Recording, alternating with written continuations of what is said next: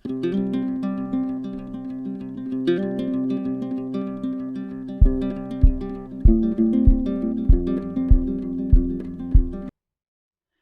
merhaba, Hayatım Örgü Motifistan'a hoş geldiniz. Bugün de sizlerle yakadan başlamalı yelek çalışması yapacağız.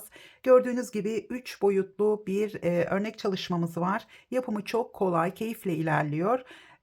Burada kullanmış olduğum iplerim şu tek rengim Alize'nin Süperlana klasik ipi.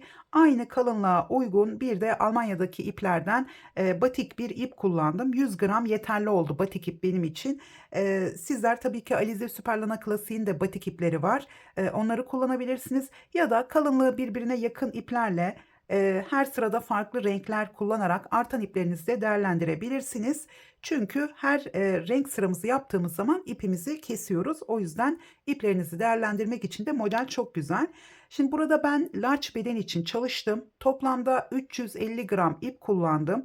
Benim yeleğimin uzunluğu çok uzun olmadı. 53 santimetre. O yüzden sizler daha uzun yapmak isterseniz large beden olarak 400 gram ip yeterli gelecektir. Yine tabii ki daha küçük yaptığınız zaman da medium beden için yaparsanız, daha uzun yaparsanız o zaman 350 gram da yeterli gelecektir. Tabii ki kullanmış olduğunuz iplerin metre uzunluğuna göre sıra sayılarınız ya da santim hesabınız değişebilir. Burada ben size hemen şöyle videonun içerisinde sıra sayılarını veriyorum ama santim hesabı da kullanmış olduğunuz ipin kalınlığına göre size fayda sağlıyor. Mesela çok ince bir ip kullanıyorsunuz. O zaman aynı santimi yakalamak isterseniz daha fazla sıra örmeniz gerekir. Burada benim large beden yeleğimin ölçüsü 56 santimetre. Şimdi ön bedende gördüğünüz gibi bakın bu kenarları üst üste geldiği için burası 60 santimetre oldu ön bedeni. Çünkü bu da yine müşterinin ölçüsüne göre göğüs bölümü büyük olduğu için large bedende 60 santimetre oluyor. Şimdi farklı bir beden yapısında large bedende daha küçük bir santim hesabıyla da örebilirsiniz. Yakadan başlamalı model olduğu için üzerinize bu roba çalışmamızı yaptığınız zaman şuraya kadar geldiğinizde üzerinize deneyerek rahatlıkla örebilirsiniz. Evet, uzunluğunu da söylemiştim. Şöyle kolumuzun kol evinin yüksekliğini vereceğim. Şuradan evet 20 santimetre, tabii ki kenar çalışmasıyla birlikte 20 santimetre. Kenar çalışması yapmadan önce de 23 santimetre.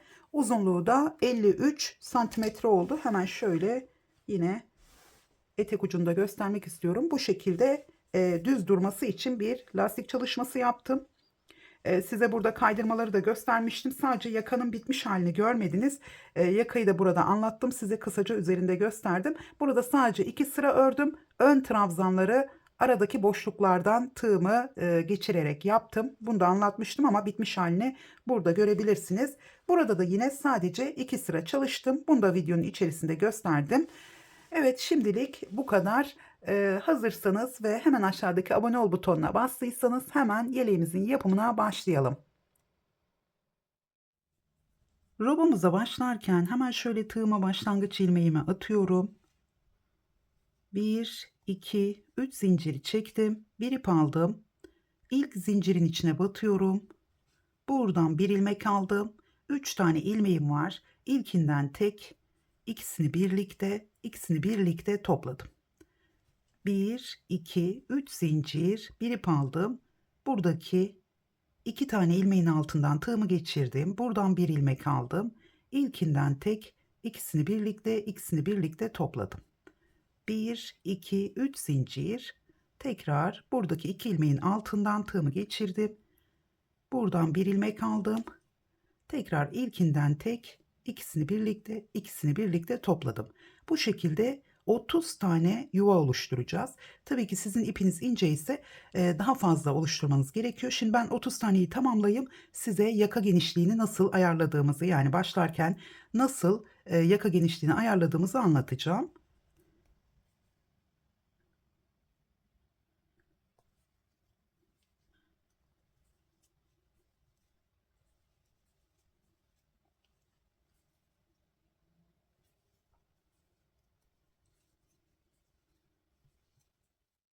Toplamda 30 tane bu şekilde yuva oluşturdum. Şimdi kullanmış olduğum ipin ve tığ numarasına göre buradaki uzunluğumuz farklı olacaktır. Bunu ölçerken baş çevrenizi ölçüyorsunuz. Yani bu örmüş olduğumuz yuvalarımızı şöyle, bunu baş çevremizi ölçüyorsunuz. Şöyle şu kadar açıklık kalabilir. Çok fazla değil. Yani şurada bir iki badem genişliğinde açıklık kalabilir. Fazla esnetmeden ölçüyoruz. Bu şekilde yaka başlangıcınızda hangi modeli örerseniz örün yakadan başlamalı modellerde uygulayabilirsiniz. Genellikle çok aldığım sorulardan birisi herhangi bir bedene, yani farklı bir bedene başlarken yakayı nasıl başlayacağız? Bütün bedenlere aynı şekilde başlıyoruz. Sadece çocuk bedenlerinde baş çevresi farklı olduğu için o zaman farklılık gerektiriyor. Yine çocuk bedenlerine başladığınız zaman da onların baş çevresini ölçerek buradaki yaka başlangıcını ayarlayabilirsiniz. Şimdi burada benim yapmış olduğum bu 30 tane yuvanın uzunluğu 52 santimetre oldu. Baş çevremin genişliği 55 santimetre. Yani baş çevrenizden 1-2 santim, 2-3 santim ya da küçük olması yeterli. Daha ince ipler kullanarak ördüğünüz zaman buradaki, yani bu model için 4 tane boşluk eklemeniz gerekiyor. Fakat ben angora ipiyle de bu roba çalışmasını yaptım. Angora ipiyle de 4 milimetre tığ kullanarak ördüm. Bakın bu ipim daha kalın. Yine 4 milimetre kullanıyorum. Angora ipi yünlü olduğu için yine 4 milimetre tığ kullanıyorum.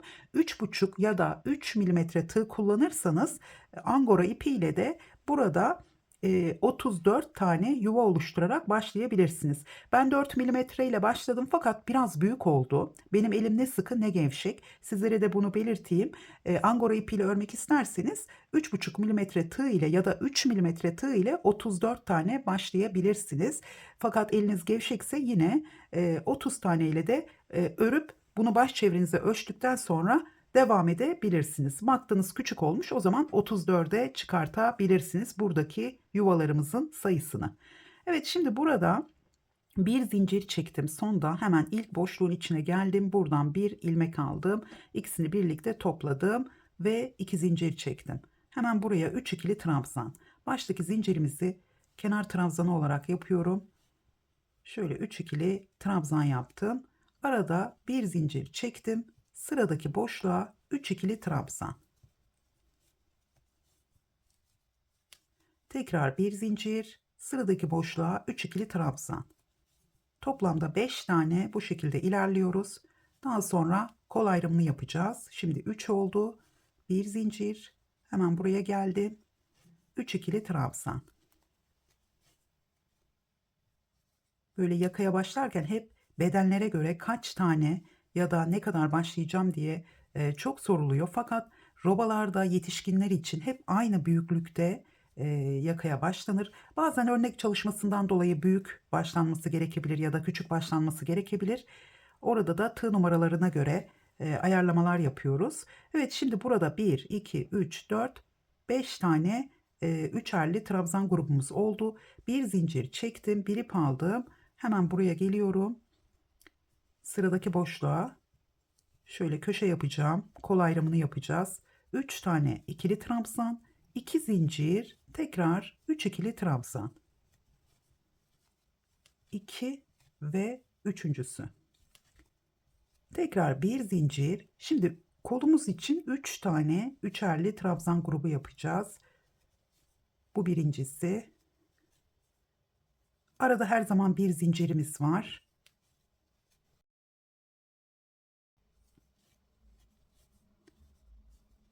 Şöyle ikinci üçerli trabzan grubum, bir zincir ve üçüncüsü.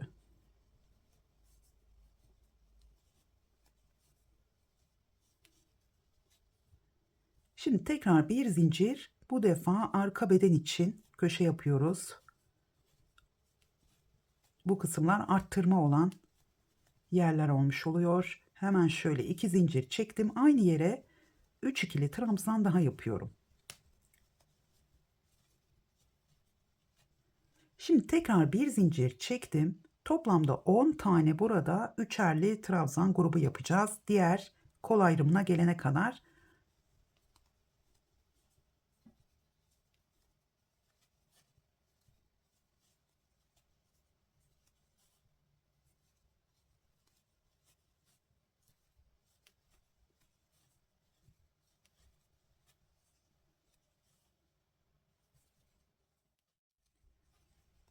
Evet, şöyle 10. trabzan grubumu tamamladım. Bakın bu şekilde 10 tane üçerli trabzan grubumuz var. Hemen bir zincir çektim. Sıradaki boşluğa yine köşe yapacağız. 2 ve 3. Tekrar 2 zincir, 3 ikili trabzan.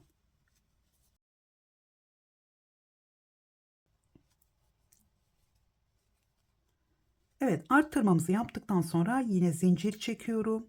Hemen sıradaki boşluğa 3 ikili trabzan. Şimdi ikinci kolumuzu yapıyoruz ve 3 tane üçerli trabzan grubumuz olacak. Bir zincir, tekrar 3 ikili trabzan.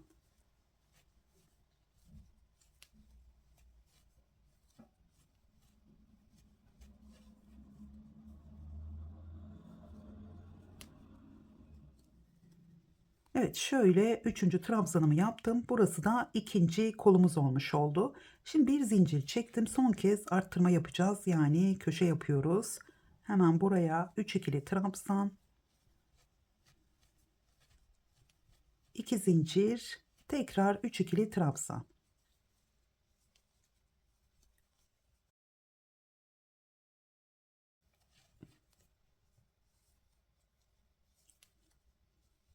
Şimdi tekrar bir zincir çektim. Burada 5 tane yine üçerli trabzan grubu yapacağız.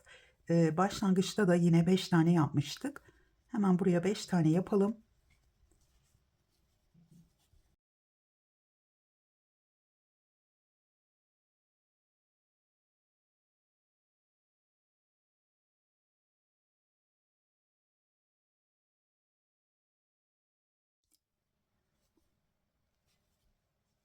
Evet, şöyle son boşluğun içine 4 tane ikili trabzan yapıyoruz. Bir tane de ben kenar trabzanı yapıyorum.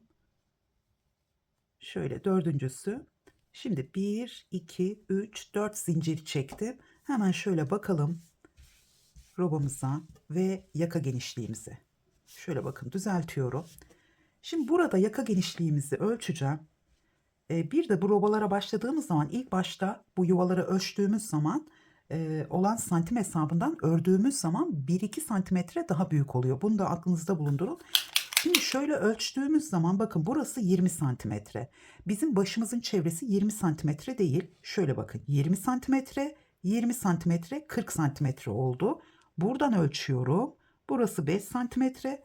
Burası da yine 5 santimetre 50 santimetre oldu. Tabii ki esneme payı var. Ördükçe dediğim gibi açılıyor. 50 santimetre olmuş oldu. En az 50 santimetre genişliğinde yakamızın olması gerekiyor ya da 52 santimetre.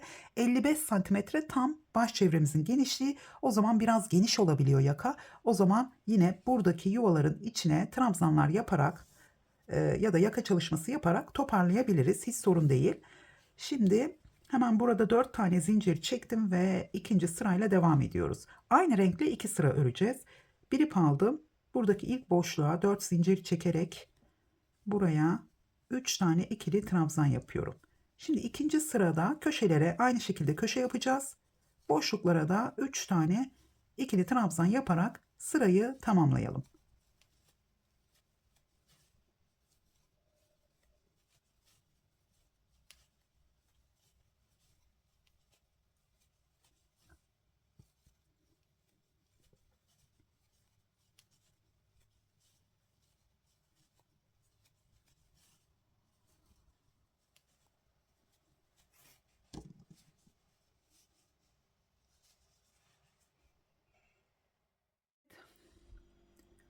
Evet, gördüğünüz gibi ikinci sırayı tamamladım ve robamızın son hali bu şekilde. Şimdi batik ipimi alıyorum.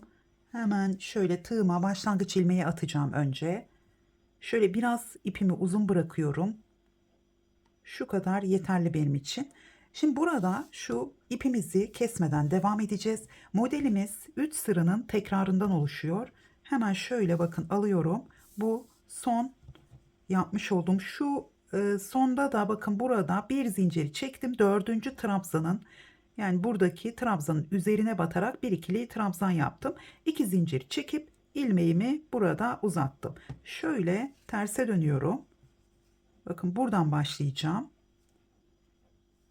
Hemen burada şurada 2 zincirimi çekmiştim. Şurada trabzanın üzerine batıyorum. Burada ben ipimi gizleyerek ilerleyeceğim. Buradan ilmeğimi aldıktan sonra şu ipimi öne doğru çekiyorum. Hemen 2 ilmeği birlikte topladım.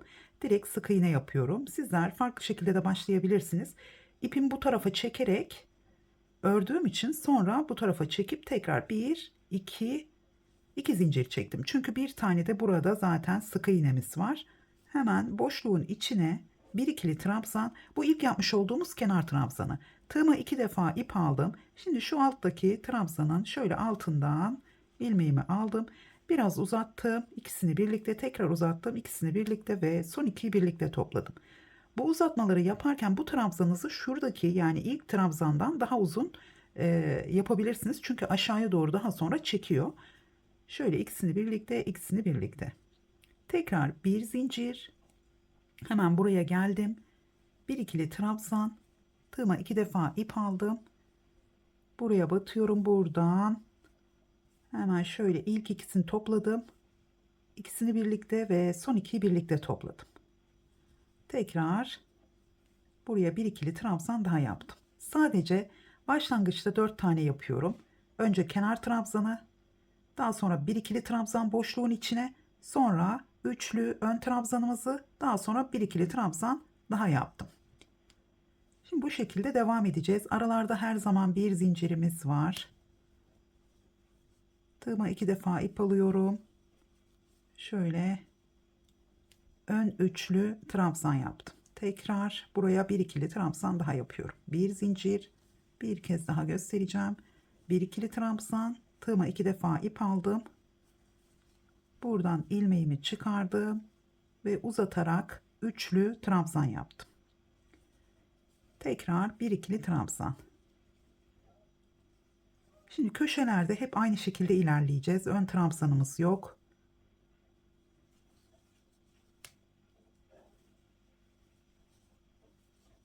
Şöyle köşenin olduğu yere kadar hemen hızlıca geleceğim. Tığıma 2 defa ip aldım. Son kez buraya ön üçlü trabzan yapıyorum.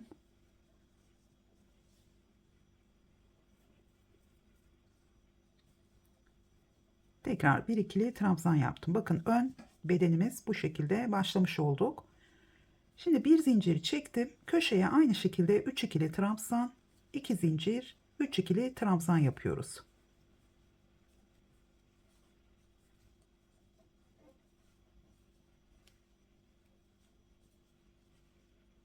Tekrar bir zincir çektim. Buraya geliyorum. Aynı şekilde devam ediyoruz.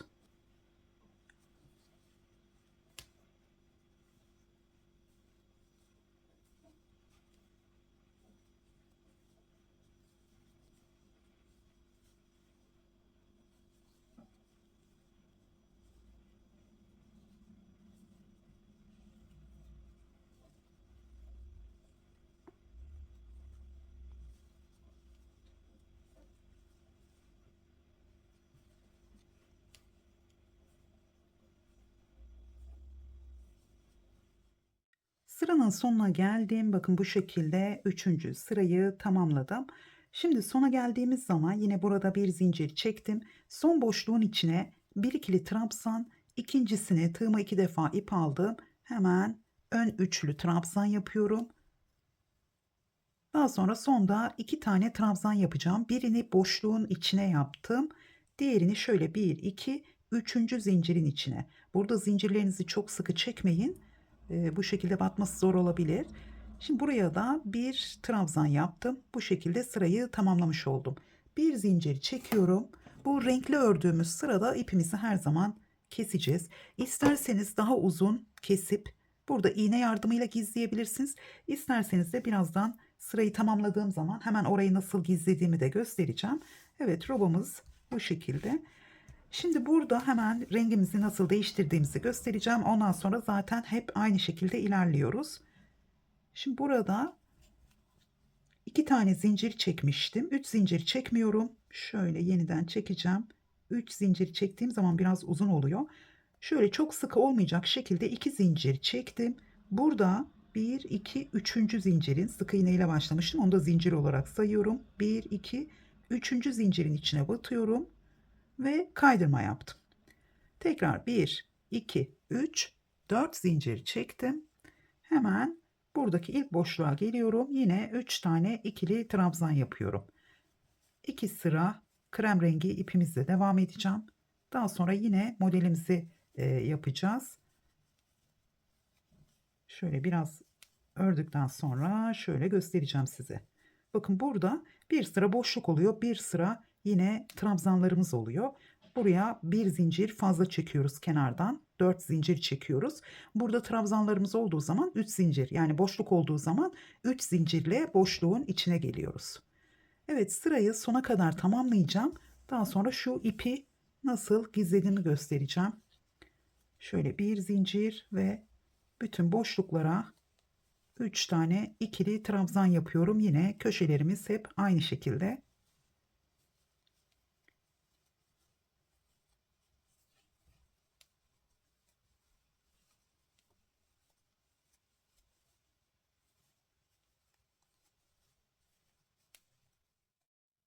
Sıranın sonuna geldim. Hemen şöyle son trabzanımı yaptım. Şimdi burada bir zincir çekiyorum. Bir ip aldım. Burada son trabzanın üzerine batıyorum. Buradan da bir ip aldım. Şunu arada yürütüyorum. Sadece ikili trabzanımı yaparken bakın bu şekilde arada yürütüyorum. Sonra burada son bir zincir çekiyorum. Daha sonra üzerine trabzan öreceğimiz için zincirlerin arasında görünmesi problem değil. Yani burada sadece trabzanın arada gizlemiş oluyorum. Hemen 2, 3 zincir çektim. Boşluğumuz olduğu için terse dönüyoruz. Şöyle. Şimdi burada kenar trabzanını yaptıktan sonra sadece boşluğa 3 tane ikili trabzan yapıyorum. Bakın bu şekilde zincirle beraber 4 tane trabzanımız olmuş oldu. Şimdi burada yine bir zinciri çekip hep aynı şekilde sıraya devam ediyoruz. Bu sıranın sonunda yine ipimizi kesmeden bırakacağız. Daha sonra da renkli sıramızı yapacağız.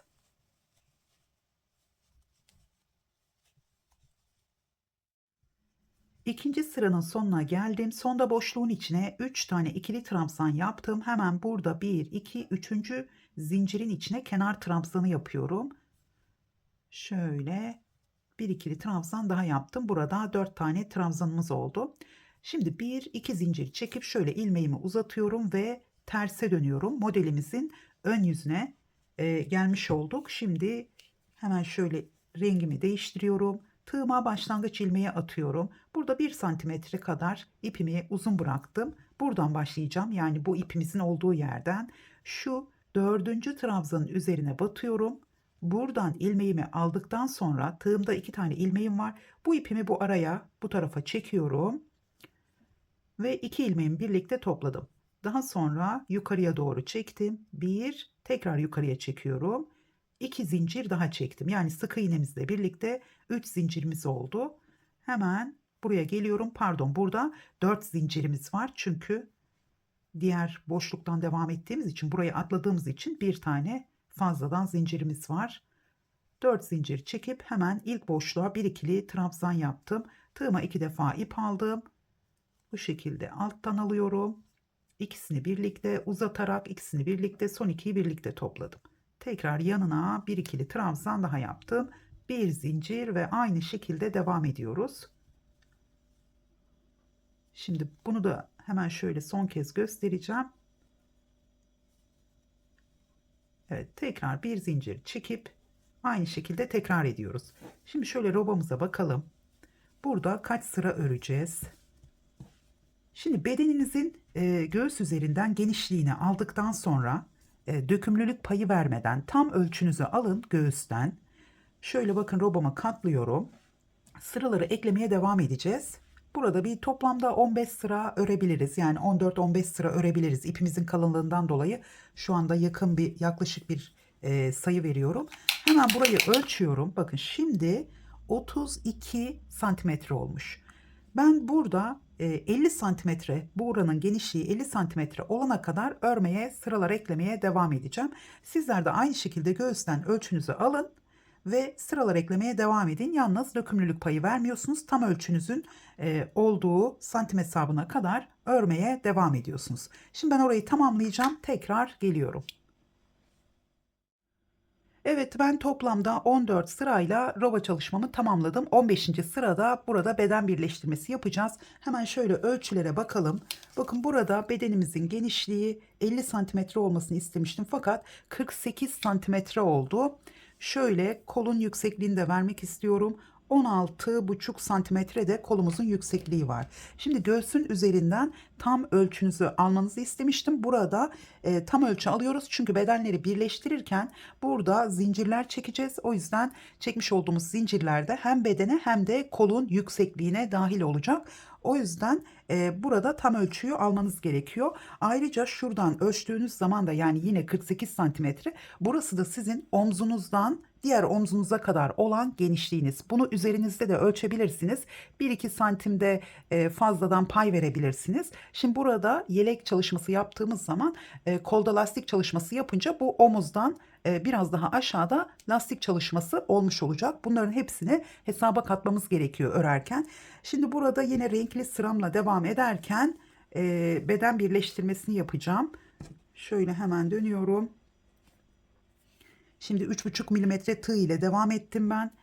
Çünkü burada birkaç sıra 4 milimetre tığ kullandım. Daha sonra bu kullanmış olduğum batik ipim farklı bir marka olduğu için zaman zaman inceldiği yerler oldu. O yüzden 3,5 milimetre tığ kullanarak devam ettim. Fakat elimi gevşek tutarak örmeye çalıştım. Şimdi tığıma yine başlangıç ilmeğini attım. Hemen ipimizin olduğu yerde yine ön yüzden başlıyorum. Burada şöyle ilk trabzanın üzerine, burada tekrar göstermiş olayım. Şöyle bir ilmek aldım. Buradaki ipimi öne doğru çekiyorum. 2 ilmeğimi birlikte toplayarak direkt sık iğne yaptım. Şimdi tekrar ipimi yukarıya çekerek 1-2 zincir çektim. Hemen boşluğumuz olduğu için 4 zincir çekmedim. Sık iğne ile beraber 3 zincirimiz var. Hemen burada bir ikili trabzan. Tekrar tığıma 2 defa ip aldım. Şöyle alttan alıyorum. Yine ön üçlü trabzan yaptım. Başta 2 tane ikili trabzanımız var kenar trabzanıyla birlikte. Toplamda 4 tane oldu. Bir zincir. Şimdi kolumuzun olduğu yere kadar, arttırma yerine kadar yine örelim. Hemen birleştirerek devam edeceğiz.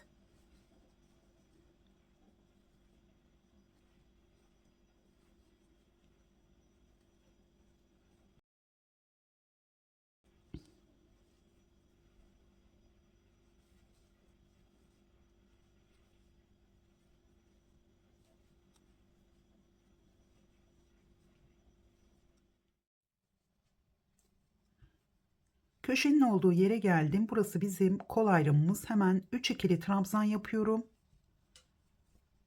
1, 2, 3, 4, 5, 6, 7, 8, 9, 10, 11, 12 tane zincir çektim.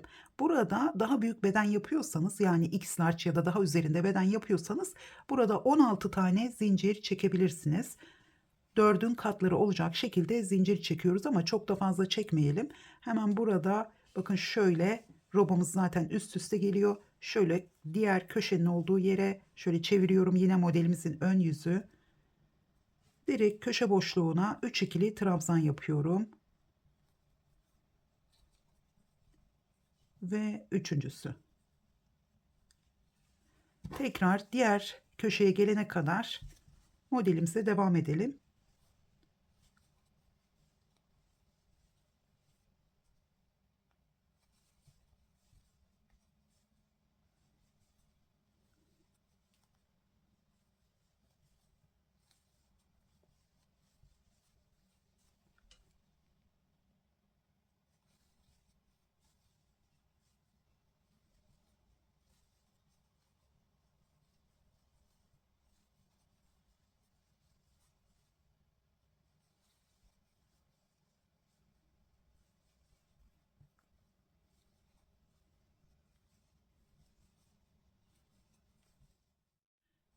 Tekrar köşenin olduğu yere geldim. Hemen 3 ikili trabzan yapıyorum.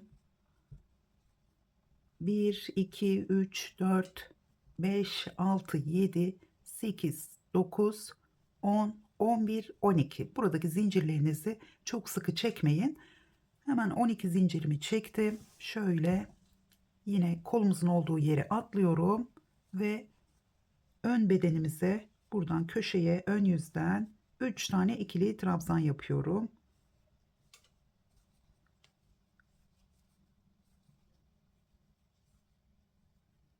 Tekrar sona kadar devam edeceğim.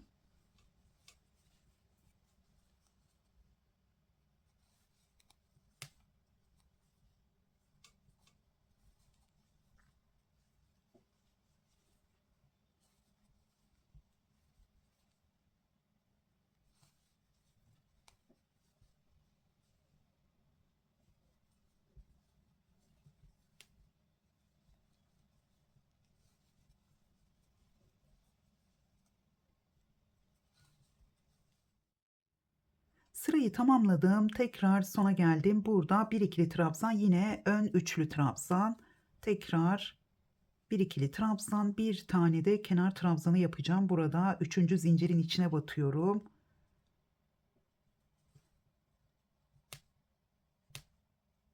Bir zincir çektim. İpimi burada kesiyorum.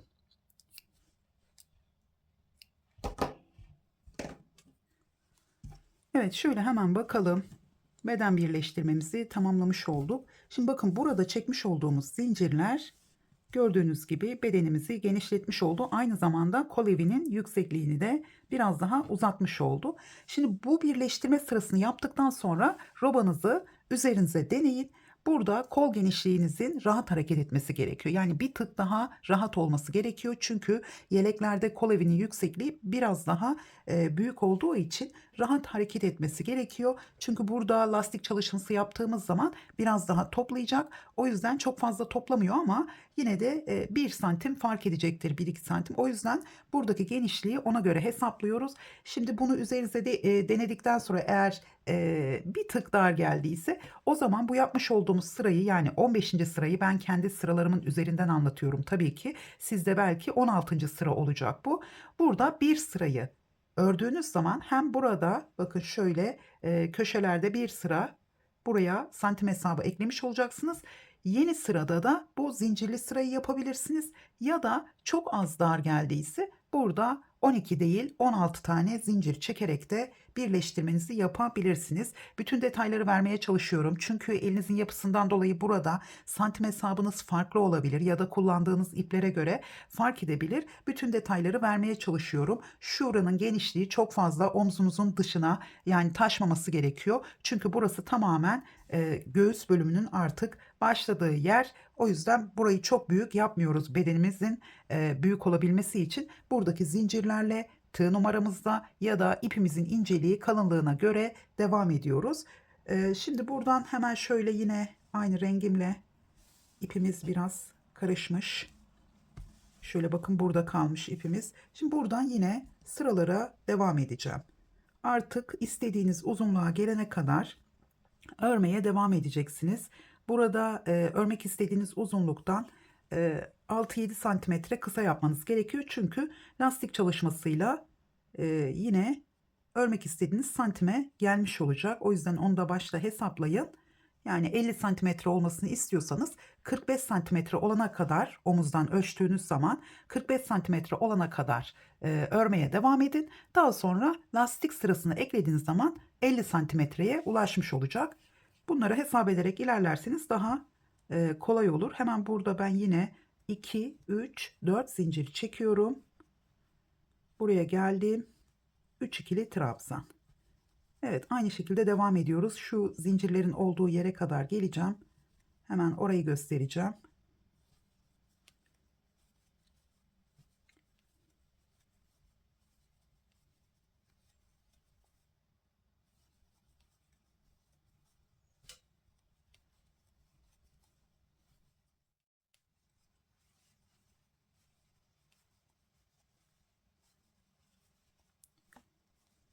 Evet, zincirlerimizin olduğu yere geldim. Hemen burada bir zincir çektim. Burada 3 tane trabzanımı atlayıp ilk zincirin içinden şöyle trabzan yapacağım. Sırasıyla 3 tane ikili trabzan yapıyorum. Aslında burada 3 tane trabzanı bir zincire yapıp 2 zincir atlayıp üçüncüsünün içine yine 3 tane trabzanla devam edebiliriz. Fakat burada lastik çalışması yapacağımız için burada trabzanlarımızı düz bir şekilde yapıyorum. Hemen şöyle bir zincir çektim, bir zincir atladım. Yine 3 tane sırasıyla ikili trabzan, 2 ve üçüncüsü tekrar bir zincir, hemen bir atlıyorum, 3 tane ikili trabzan. Yani burayı biraz büyük yaptığınız zaman 16 zincir çektiğiniz zaman burada 4 tane üçerli trabzan grubunuz olacak. Evet, tekrar bir zincir çektim. Buradan devam ediyorum. Yine diğer kol altında da zincirin üzerine aynı şekilde devam edeceğiz.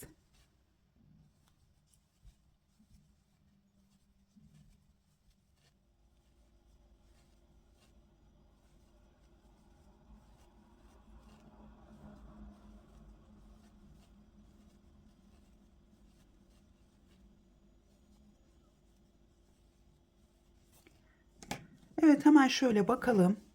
Şimdi artık daha fazla devam etmeme gerek yok. Burada yine sırayı tamamlıyoruz. Zincirlerin olduğu yere geldiğimiz zaman burada 3 tane ikili trabzan, bir zincir çekip ilk zincirin içinden sırasıyla 3 tane ikili trabzan, bir zincir şeklinde sıraya devam ediyoruz. Yine ikinci sırayı tamamladıktan sonra renkli sıramızla istediğiniz uzunluğa gelene kadar sıralar eklemeye devam ediyoruz. Evet, ben robamı istediğim uzunluğa gelene kadar örmeye devam ettim. Şöyle göstermek istiyorum. Çok uzun bir yelek çalışması olmadı. Size hemen santim hesabını da vereceğim. Burada etek ucunda ve bedenimizin bir tarafında lastik çalışmasını tamamladım. Diğer tarafında sizlerle birlikte yapacağız. Ayrıca kolda da nasıl lastik çalışması yapacağımı göstereceğim. Orada bu kadar geniş bir lastik çalışması yapmayacağım. Şimdi klasik lastik çalışması yapmadım çünkü burada yeleğimizin toplamasını istemedim. Burada yapmış olduğumuz lastik çalışması toplamda 5 tane sıramızın olması gerekiyor. Bu şekilde lastik çalışırsanız ya da klasik lastik çalışması yaparsanız da hemen onu da anlatacağım size. Şimdi burada üst üste geliyor gördüğünüz gibi yeleğimiz ama üzerimize giydiğimiz zaman yani large beden için çalıştım bu yeleği. Üzerimize giydiğimiz zaman bu her iki lastik de sadece önümüzde kapanmış olacak, üst üste gelmeyecek. Şimdi burada yeleğimizi istediğimiz uzunluğa kadar ördükten sonra hemen şöyle ölçüsünü de vermek istiyorum. Henüz buhar ütüsü yapmadım. Bu modelde zaten buhar ütüsünde çok fazla uzamaz ama yine de 1-2 santim artabilir. Şimdi burada 47 santimetre oldu. Yani buhar ütüsüyle 50 santimetre olacak. Kısa bir yelek çalışması. Kısa olduğu için de çok toplamasını istemedim. Şimdi burada sizler klasik lastik çalışması yapmak isterseniz tığ işi lastik çalışması sonda şu modelimizin aralarda ördüğümüz 2 sırayı tamamladıktan sonra üzerine arada zincir çekmeden zincirleri atlayarak bütün trabzanların üzerine trabzan yaparak ikinci sırada da bir düz bir ters lastik çalışmasıyla yani bir ön trabzan bir de arka trabzan yaparak lastik çalışmanızı yapabilirsiniz. Burada önce etek ucunu tamamladım. Daha sonra buradan kenardan tamamladıktan sonra tekrar ön bedene lastik çalışmasına başladım. Bu şekilde daha güzel oldu. Çünkü köşeleri dönerek yaptığımız zaman ne kadar burada zincir de çeksek, payda versek bu köşelerde birazcık böyle kıvrılma olabiliyor. Hem yakada hem de etek ucunda. O yüzden alt bedenin lastik çalışmasını tamamladıktan sonra buradan tekrar sıraya başlayarak lastik çalışması yapabilirsiniz. Yine burada da klasik lastik çalışması yapmak isterseniz her boşluğa 2 tane ikili trabzan yaparak lastik çalışmanızı yapabilirsiniz. Birazcık çünkü toplaması gerekiyor. Şimdi burada ilk sırada bakın ben burada hemen şurada da göstereceğim size. Burada etek ucundan başlamıştım bu tarafta yani sağ tarafta. Şimdi sol tarafta da yakanın olduğu yerde lastik çalışmasına başlıyoruz. Çünkü elimizin yönü o şekilde ilerliyor. Hemen biraz kadrajı da şöyle yakınlaştıralım. Şimdi burada yaka ucundan hemen şöyle başlangıç ilmeğimi atıyorum. Yani burada tabii ki önünün ne kadar açık kalırsa yani birbirine şöyle lastiklerimiz yan yana geleceği için Burada bağcık çalışması da yapabilirsiniz. Düğme çalışması da yapabilirsiniz. O sizin artık bedeninizin genişliğine bağlı. Şimdi ben yine burayı tamamlayalım. Beden genişliğini de vereceğim. Hemen şurada şu ilk boşluğun içine de şuradan bakacağım. Şuradan başlamışım. Evet. Şimdi burada şuradaki yakadaki boşluktan değil, burada trabzanlarımız var. Şu ilk trabzanın olduğu yerden başlıyoruz. Hemen toplamda 5 sıra yapmamız gerekiyor bu şekilde durabilmesi için. Hemen buraya direkt sık iğne yaptım ve 2 zinciri çektim. İlk boşluğun içine şöyle ipimi de gizleyerek 2 tane daha ikili trabzan yapıyorum.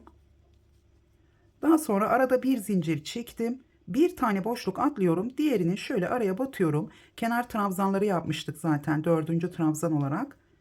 Bunu da bu yüzden yaptım. Çünkü burada üçüncü trabzana araya girmek istemedim. Hemen bir boşluk atladım. Diğerinin içine 3 ikili trabzan. Tekrar bir zincir. Bir boşluk atlıyoruz. Diğerinin içine 3 ikili trabzan. Eğer buralarda volanlanma olursa tığınızı yarım milimetre küçük kullanın. Yani marullanma olursa. Şimdi şöyle bir boşluk atlıyorum. Hemen diğerinin içine battım. Buraya 3 ikili trabzan yapıyorum. Şimdi birkaç tane öreceğim. Sona kadar devam etmeyeceğim. Hemen ikinci sırayı göstereceğim. Çünkü burada sona kadar devam ettiğimiz zaman çok uzun sürüyor. Hemen şöyle birkaç tane daha yapacağım.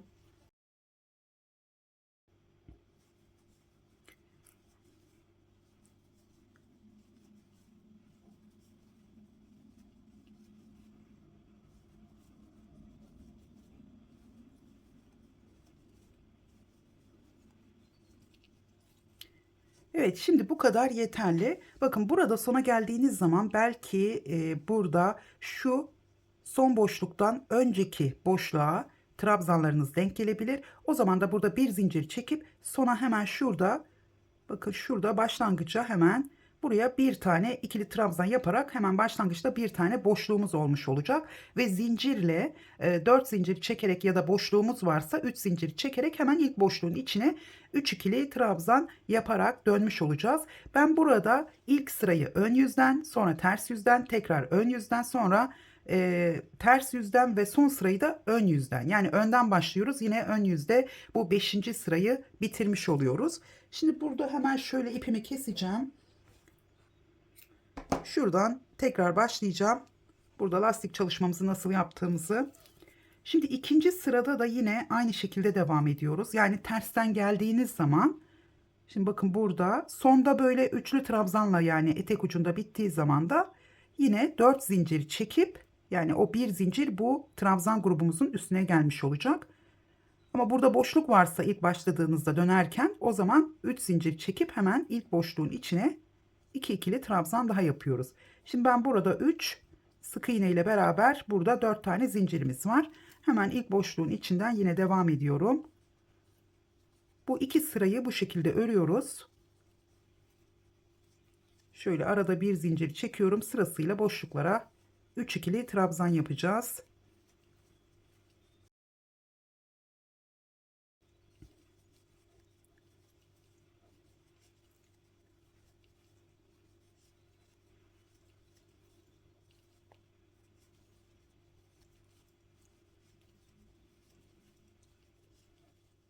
Evet, şimdi burada sona kadar geldim. Şu ilmeğimi şuradan çekeceğim.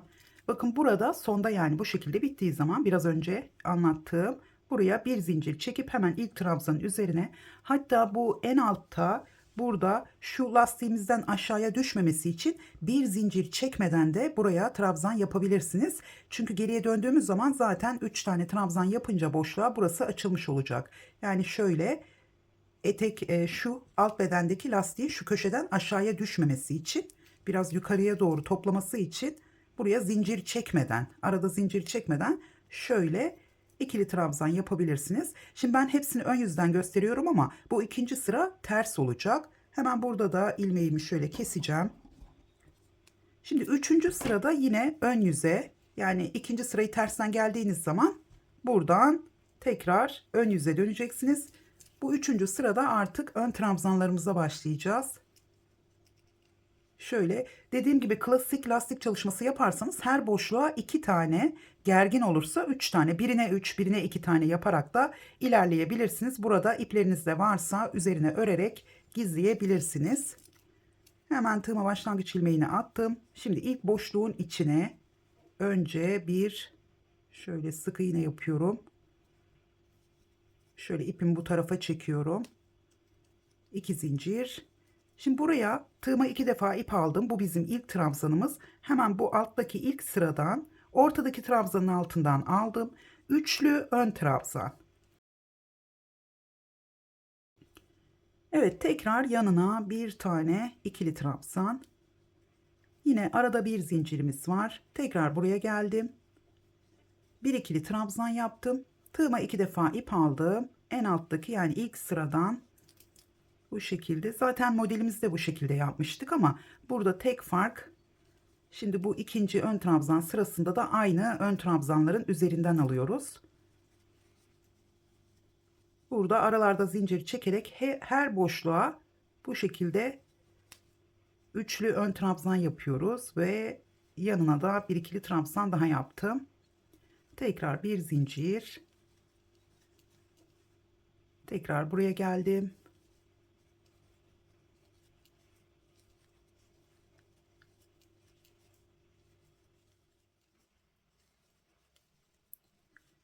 Evet, yine sona geldim. Hemen sona geldiğimiz zaman bakın burada bir tane boşluğumuz var. Buraya şöyle bir baktıktan sonra yine burada da son boşluğun içine bir zincir çekmeden devam edebilirsiniz. Yani etek ucuna bu köşenin sarkmaması için hemen burada da ön trabzanla bitireceğiz. Evet, burada ikili trabzanı boşluğun içine değil, şu son yapmış olduğum trabzanın üzerine yapıyorum. Tekrar burada bir zincir çekip ipimi keseceğim. Sizler terse döneceksiniz. Bakın bu şekilde trabzanlı olduğu zaman yine burada 4 zincir buraya geliyoruz ya da dilerseniz 3 zincir, dediğim gibi buranın duruşuna bağlı olarak gergin değilse. Şimdi burada 3 zincir ya da 4 zincir çekerek buraya geliyorsunuz. Yine şu ikinci sırada olduğu gibi hep 3 tane ikili trabzan yaparak sırayı tersten tamamlayıp son sırayı da yaparken yine ön trabzanlar yaparak devam edeceğiz. Hatta şurada göstermek istiyorum. Bakın, şimdi biz şu ön trabzan sırasını yaptık. Daha sonra terse döndüğümüz zaman tersten bu aradaki yine trabzan gruplu sıramızı yapıyoruz. Buradan döndüğümüz zaman bunu aşağıdan dönmüşüm. Buradan döndüğümüz zaman yine her boşluğa ön üçlü trabzanlarla devam ediyoruz ama alttaki ön üçlü trabzanların şöyle altından alarak devam ediyoruz. Yani burada hemen şöyle yine göstereyim.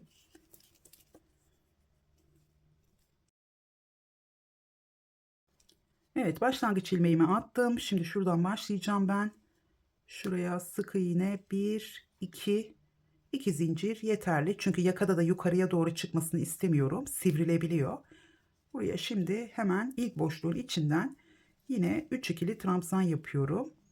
Bir zincir, 3 ikili trabzan. Bu da bizim 3. sıramız. Yani ters olan sıramız aslında.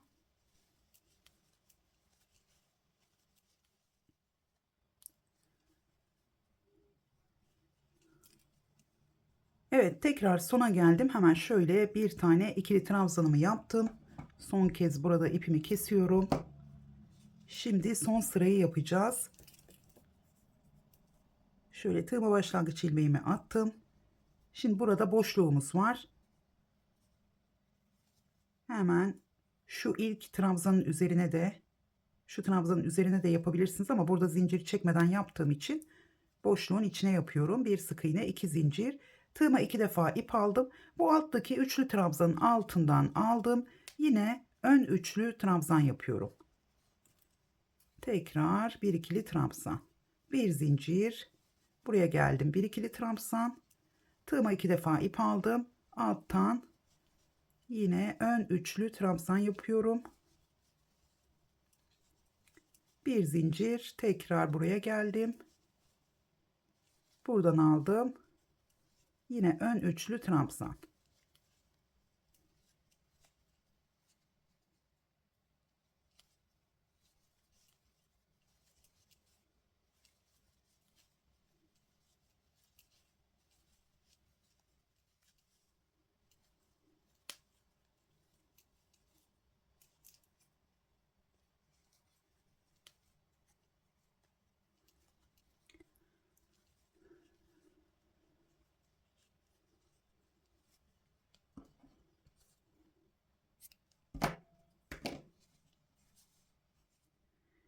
Evet, gördüğünüz gibi lastik çalışmamızı bu şekilde tamamlıyoruz. Şimdi lastik çalışmasını her kenarda, yani hem etek ucunda hem de bedenlerde tamamladıktan sonra bunların üzerine bir sıra kaydırma yaparak tamamlayacağım. Şimdi kaydırma yaparken şöyle şu köşeyi göstermek istiyorum. Bakın şuradan göstereceğim size. Burada kaydırma yaparken 4 milimetre tığ kullanacağım. Yani kullanmış olduğum tığdan yarım milimetre büyük kullanacağım. Köşelerde çünkü kasma yapmaması için. Şöyle başlangıç ilmeğimi attım. Sizler tabii ki bu kaydırmaya şöyle bir kenardan başlayıp etek ucundan buradan gelip buradan dönüp yakaya geleceksiniz. Yakanızın genişliği çok açık değilse burada şuradan devam edeceksiniz. Burada kaydırma değil, sık iğne çalışması yapıp sonra tekrar dönüp tekrar döndüğünüzde kaydırma yapabilirsiniz. Ya da burada sık iğne ile biye çalışması yapabilirsiniz. Buradan başlayıp şuradan. Ya da burada eğer yakanız çok geniş olduysa üzerinize ölçün. O zaman şu 3 sırada yapmış olduğumuz bu lastik çalışmasını, yani bu şekilde 5 sıra değil de sadece 3 sıra. İlk sırayı yapmıştık. İkinci sıra, üçüncü sırada da ön trabzanları yaparak şu kadar yakayı toparlayabilirsiniz. Sonda da yine şimdi yapmış olduğumuz gibi kaydırma yaparak yakayı bitireceksiniz. Yani yakayı bitirirken nasıl yapacağınıza karar verin. Dilerseniz burada da başladıktan sonra bu 3 sırayı yapıp yakayı bitirin. Daha sonra yine yakayı hangi kenarda bitirdiyseniz oradan kaydırmaya başlayıp buradan gelip tekrar yakadan da kaydırmayı başladığınız yerde bitirebilirsiniz. Sadece kaydırmada dönüşlerde şuna dikkat etmemiz gerekiyor. Hem yakada hem etek ucunda. Şimdi burada zincirlerimiz var. Ben şuradan hemen küçük göstereceğim.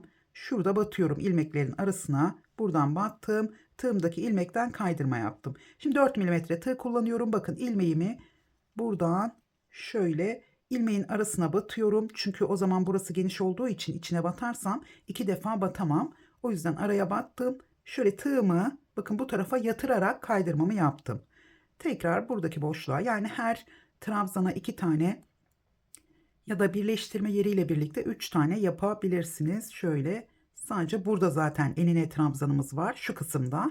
Buradakiler trabzanlarımız hep üzerine batarak yapacağız. Şu ilmeğin arka ilmeğine batarak onu burada göstereceğim. Şimdi burada enine trabzanların içine battım. Yine burada bir tane daha var. Hemen buraya geliyorum. Şöyle buradan ilmeğimizi aldığımız zaman tığımızı yatırıyoruz. Çünkü tığımızı bu tarafa doğru çektiğimiz zaman buradaki ilmek küçülüyor. Şimdi köşeye geldim. Bakın burada bir tane daha yapıp buradan devam edeceğim. Burada bir zincir çekiyorum. Bu bir zinciri şöyle geniş çekiyorum. Çok sıkı çekmiyorum. Hemen bir zincir çektikten sonra köşede aynı yere bir tane daha kaydırma yapıyorum. Yani aslında bir zincir çekip sıradakinin üzerine de yapabilirsiniz ama yine kıvrılma yapabiliyor. Eliniz sıkıysa. Şimdi ikincisinden devam ediyorum. Yani ilk kaydırmayı yapmış olduğum ilmeğin üzerine köşede 2 tane yapıyorum. Arada bir zincirimiz var. Şöyle bakın burada köşeyi dönmüş oldum. Şöyle bir sivrilik vermiş oldum. Şimdi ben elimi yatay tuttuğum için. Bakın burada trabzanların üzerinden devam ederken arka trabzanlara batıyorum. Bu şekilde yaptığımız zaman hem çok sıkı olmuyor hem de güzel bir görünüm oluyor. Sıkı iğne ile biye çalışmasına benziyor bu şekilde. Şimdi benim bu lastik çalışmamın genişliği yeterli olduğu için sık iğne ile biye çalışması yapmıyorum. Onu da yelek çalışmasında küçük bir kısa video çekmiştim. Shorts videolara bakarsanız biye çalışmasını da sık iğne ile gösteriyorum. Yani mesela sadece sık iğne ile biye çalışmasını yakada hiçbir sıra örmeden direkt o şekilde de sık iğne ile biye çalışması yapabilirsiniz. Çünkü kaydırmayı hiçbir sıra yapmadan, yani trabzanlarımız olmadan yapmak biraz daha zor olacaktır. Hemen bakın trabzanların arka ilmeklerine batarak kaydırmaya devam ediyorum. Şimdi son sırada bakın iki çizgi şeklinde görünüyor. Son sırada kaydırma yapmaya başladığımız zaman şu köşeyi dönerken burada da yakada da aynı şekilde bakın buraya geldiğiniz zaman son trabzanın üzerine bir kaydırma, bir zincir, hemen şu dibine, yani aynı yere olmasa da şöyle bir zinciri çekip şuraya tekrar bir tane daha dibinden kaydırma yaparak buradan devam edebilirsiniz. Tabii ki kaydırma yaparken dediğim gibi yakayı toplamak için ya bir sıra sık iğne çalışması yaptıktan sonra kaydırmayla devam edebilirsiniz ya da şu 3 sırayı ilk başlangıçta size göstermiş olduğum şu 1, 2, 3 sırayı bir tane ön trabzanla sıra olacak yakada. Bu 5 tane sıramız olursa biraz fazla olacaktır. O yüzden 3 sırayı yapıp üzerine de en son kaydırma sırasıyla bütün kenarları tamamlayabilirsiniz. Şimdi ben bunu söküyorum. Evet, şimdi kol kenarına başlarken ben çok kalın yapmak istemiyorum. Çünkü bunu denediğimiz zaman biraz böyle aşağıya düşmüştü. O yüzden yakada ben de biraz toplama çalışması yapacağım. Bir sıra bu lastik çalışmasını ya da sık iğne çalışmasını yapacağım. O zaman kolunuz çok aşağıya düştüyse yakanızı da üzerinizde bakın. Boynunuzda biraz fazla böyle iki parmak açıklık kalıyorsa boynunuzun olduğu yere kadar, o zaman burada sık iğne ile toplama yaptığınız zaman ya da kafanız karışmasın, bu 3 sırayla çok çok açıksa da 3 sırayla toplama yaptığınız zaman bu kolun üzerinize, yani yakayı toplamadan önce durmuş olduğu yerden biraz daha yukarıya doğru toplayacaktır. Ama burada şimdi etek ucundaki gibi kalın bir lastik çalışması yapmayacağım. Sadece 3 sıra için. Burada şurayı göstermek için başlıyorum. Zaten her sırayı gösterdim lastik çalışmasının. Şimdi şuradaki kolunuzda da deneyin. Çok açık olduysa benim atlama yapacağım yerleri yapmayabilirsiniz. Şimdi şurada kaç tane boşluğumuz var? 1, 2, 3, 4. Şuradan başlıyorum, kol altından. Şöyle ikinci boşluktan bir, iki tane bıraktım. Üçüncü boşluktan burada sık iğne ile yine 2 zincir çektim.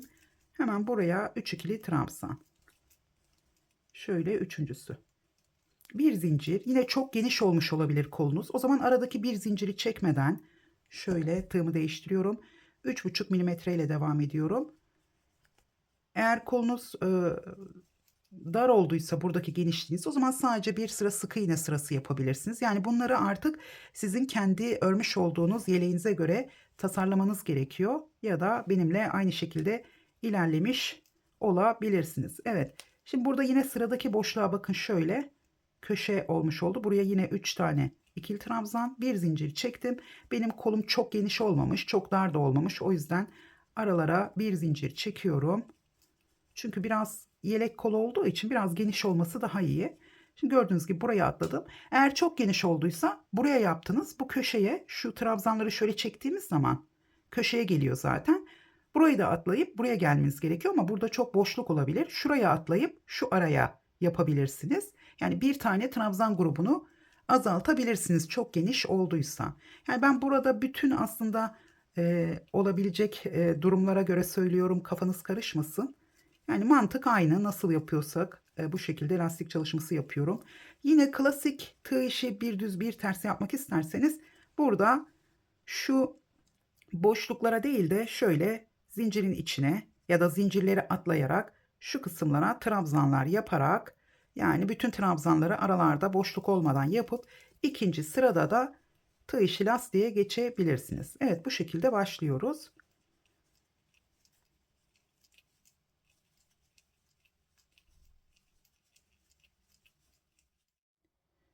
Evet, tekrar başladığım yere geldim. Bakın aynı şekilde nasıl başladıysak bu tarafta, burada da aynı boşluklara 3 ikili trabzan yaptım. Hemen şu son boşluğa da 3 ikili trabzan, yine aralarda bir zincir çektim. Şöyle şimdi burada bir zincir çekip hemen buraya geliyorum. İlk şöyle trabzanın ilk zincirin içine batıp buradan bir ilmek aldım. Tığımdaki ilmekten kaydırma yaptım. Şimdi biraz ilmeğimi uzatıyorum. Bu ilk boşluktan şöyle ipimi aldım. Şöyle ikisini birlikte topladım. Bir, iki zincir çektim. Hatta şöyle 3 zincir çekelim ama ilmeğimi uzattığım için 3 yapmayacağım. Ben biraz fazla uzatmışım. Şimdi burada 3 zincir çekerek ya da 4 zincir çekerek şimdi buradaki ilk boşluktan devam ediyoruz. Şimdi buraya geldim. Hemen 3 ikili trabzan yapacağım. Şöyle şimdi burada bakın, hangi sırada bitirmiş olursanız olun. Belki siz burada renkli sırayla bitirdiniz. Ben burada krem rengi sıralarla, yani bu düz olan trabzan sıralarımızla bitirdiğim için bu sırada ön trabzanlara başlayacağım. Burası kol altına geldiği için hiç önemli değil. Buradan şöyle aynı yerden alıyorum. Bakın bu şekilde devam ediyorum. Çünkü burada çok fazla sıra eklemek istemiyorum. Kolum çok aşağıya düşüyor. O yüzden 2 sırada tamamlayacağım. Burada da şöyle yapabilirsiniz. Burası çünkü kol altında kalıyor. Bakın buraya da bir ön trabzan yaptım. Çünkü kol altında böyle yapmazsak burada 3 sıra üst üste geldi. Artık burada ön trabzana başlamam gerekiyor. O yüzden kol altında o şekilde devam ediyorum. Şimdi bakın burada gördüğünüz gibi hemen ilk sıradan kenar lastiğinde yapmış olduğumuz gibi buradan devam ediyorum. Bir zincir, yine buraya geldim. Tekrar buradan alıyorum ve ön üçlü trabzanımı yaptım.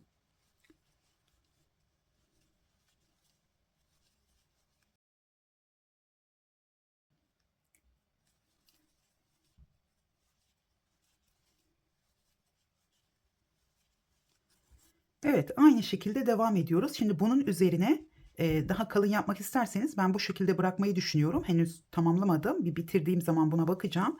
Sizler başta görmüş olacaksınız. Şimdi burada bu sırayı tamamladıktan sonra üzerine yine kaydırma yaparak tamamlayacağız. Çünkü burada bakın şu robamıza ait olan sırayla 1, 2, 3 sıra olmuş oldu. Şuraya geldiğimiz zaman da şurada başlangıcı yaptık. Geldiğimiz zaman buralarda da yine şu aynı yerden bakın şu kısımlara ön trabzan yapacağız. Şu boşluğa geldiğimizde sadece buradan şöyle alıp ön trabzan yaptım. Onun dışında geriye kalan bölümler hep aynı şekilde. Sizler eğer üzerinize deneyin bu kol kenarı nasıl duruyor. Burada da yine 2 sıra daha ekleyebilirsiniz ve eğer benim gibi şu kısım 2 sıra bu şekilde robanızda varsa, yani renkli sırayla robayı birleştirmediyseniz, o zaman burada 5 tane değil de 4 sırayla bu lastik görünümünü vermiş olacaksınız. 4 sıra genişleyecek, 5 sıra değil. Çünkü burada zaten 2 sıramız vardı.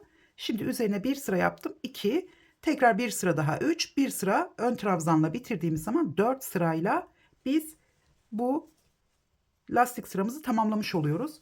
Şimdi burada da aynı şekilde oldu aslında. Burada 2 sıramız olduğu için üzerine yapmış olduğum 3. sırada bu ön trabzanlara burada başlamışım gördüğünüz gibi. Burada yani son yapmış olduğumuz 2 sıramız ön trabzan yapmadan bitirdiğimiz modelimizin arasındaki sıralarımız. 3. sırada ise bakın şu 3. sırada buradan ön trabzanlarımıza başlayarak burayı 5'e tamamlamışım. Yani sizler robayı ölçerken buradan ölçmeyin, şuradan ölçün boyunu. Buradan ölçtüğünüz zaman burada 5 santim daha ekleneceğini hesap ederek toplam uzunluğunuzu hesaplayabilirsiniz. Yani 50 santim olmasını istiyorsanız 45 santim renkli sıranızın olduğu yerde 45 santim omuzdan yüksekliğiniz olacak. Burayı da bitirdiğiniz zaman 5 santim daha eklenmiş olacak. Evet, yakayı da anlattım. Şimdi bazen yakayı da gösterseydiniz diye takipçilerim söylüyor ama şimdi burada dediğim gibi aynı işlemi yapacağız. Yani ya burada sık iğne yapacaksınız. Sık iğne yaparken boşlukların içine 2 tane, şu aralara da 1 tane yaparsanız düzleşme olur. Bir tane yapabilirsiniz. İnişli çıkışlı oluyorsa bu aralara, şu aradaki ilmeklere yarım trabzan, yani üçünü birlikte topladığımız trabzan yapabilirsiniz.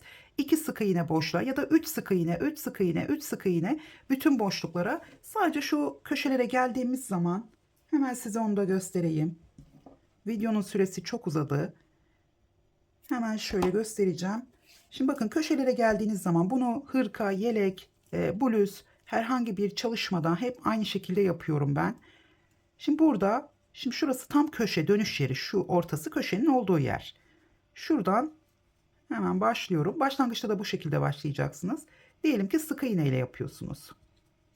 3 tane sık iğnemi yaptım. Buraya geldim. Burada 2 tane yapacağım. Burada 2 tane yaptım. Birazcık küçültüyorum. Sonra buraya geçiyorum. 3 tane yapıyorum. Sonra bunu ikinci sırada yaparken, yani ikinci sırasına geldiğiniz zaman zaten kaydırma olduğu için sorun olmayacak. Ama sizler trabzanla yine kolda ve yakada yapmış olduğumuz gibi yaparsanız, hemen yine köşede göstereyim.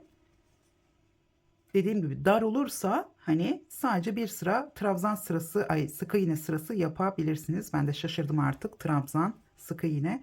Şimdi burada yine trabzanla yaptığımız zaman buraya geliyorum. Şimdi 3 tane trabzan yapacağım. Şöyle. Bakın buraya 2 tane yaptım. Üçüncüsü, arada zincir çekerek yapmayacağım. Burada zincir çekmeden buraya hemen 3 tane ikili trabzan yapıyorum. Şimdi bu şekilde trabzanlı sıra yani lastik çalışması yaptığımız için 3 tane olması gerekiyor. Aralarda zincir çekmeden devam ediyoruz. Yine de burada ilk sırayı ördünüz şöyle bir volanlanma, katlanma olursa o zaman burada şöyle yapabilirsiniz. Şimdi bu son 3. trabzanı yaparken son 2 ilmeği toplamadan bir ip alıyorum. Buradan ilk trabzanı yaparken 3 ilmeği birlikte topluyorum. Burayı birazcık daraltmamız gerekiyor. Gergin olması gerekiyor. Şimdi ikinci trabzanımı yaptım.